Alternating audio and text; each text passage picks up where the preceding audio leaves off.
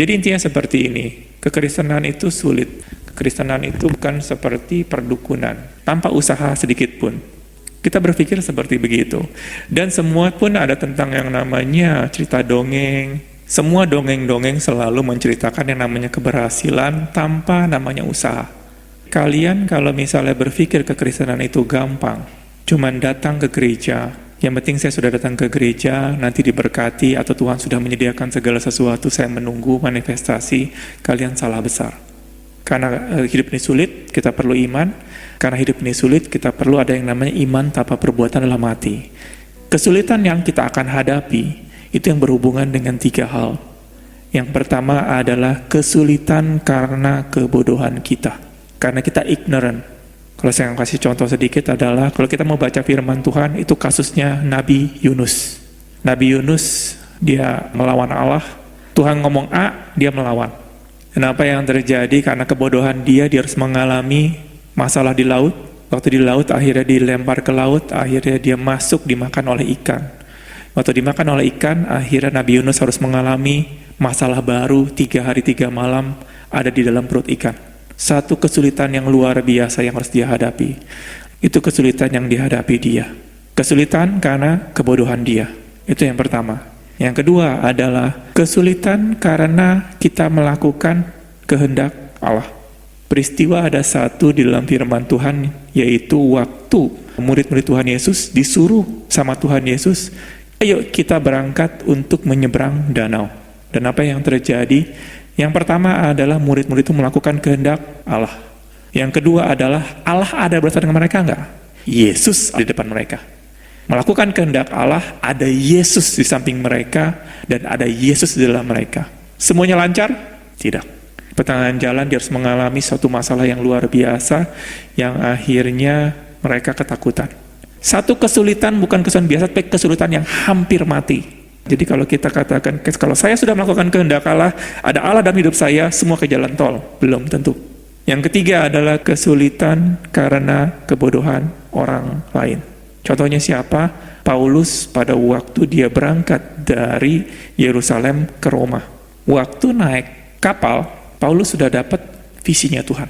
Dan dikatakan, teman-teman, jangan kita berangkat. Kalau kita berangkat, nanti ada kesulitan di depan. Sudah dapat pewahyuan Tuhan. Sudah tahu yang namanya rencana Allah.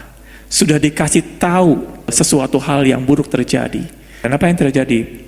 Nakodanya katakan, oh gue nakoda, lu siapa?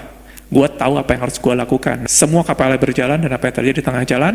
Musibah terjadi, kesulitan terjadi. Salah siapa? Paulus sudah ngomong, Paulus sudah tahu. Mungkin Paulus juga karena dia narapidana, dia juga gak bisa kabur ya. Karena ya sudah dia ikut along the way, bahasa Inggrisnya ikut juga berjalan. Akhirnya harus 14 hari di laut terombang-ambing. Paulus sudah tahu dalam kehendak Allah. Tetapi Paulus juga harus menderita karena kebodohan orang lain. 3 hal seperti ini. Kesulitan karena kebodohan sendiri. Kesulitan karena kita ikut di dalam pekerjaan Tuhan. Ketiga adalah kesulitan karena orang-orang yang tidak mengerti kehendak Allah. Kalau kalian tidak mengerti bahwa hidup kekristenan itu enak, enteng, kita akan kecewa. Kenapa kecewa? Wah, ternyata ikut Tuhan lebih sulit hidupnya. Dari 3 hal yang kesulitan yang terjadi, 3-tiganya selesai nggak masalahnya? Masalah dia selesai. Kalau kita mengerti 3 hal seperti ini, ujung-ujungnya kita menang. Walaupun kita mengalami kesulitan, bukan berarti kita akan mati, tapi ujungnya menang. Nabi Yunus menang. Tuhan Yesus dan murid-muridnya waktu di danau, mereka menang. Paulus menang. Dan semuanya nggak ada yang mati. Menurut ukuran manusia, itu sulitnya minta ampun. Tetapi kalau kita percaya sama Tuhan, kita tidak merasakan kesulitan tersebut. Kesulitan ini dari mana asalnya? Karena kedagingan kita. Ternyata kedagingan itu cuma satu akarnya. Kita tidak memikirkan surga. Kita tidak memikirkan hal-hal yang di dalam Tuhan. Yaitu gimana penderitaan-penderitaan yang kamu alami adalah penderitaan biasa. Kenapa dia biasa ngomong seperti itu? Walaupun sulit minta ampun. Karena pikiran dia adalah di surga. Di dunia akan datang. Kalau kalian tidak pernah memikirkan dunia akan datang, Kalian akan penuh dengan kedagingan. Apa itu kedagingan? Kalian mau stay di sini selama-lamanya. Kalian akan mencoba untuk nyaman dengan dunia ini. Tuhan katakan, janganlah engkau seperti dunia.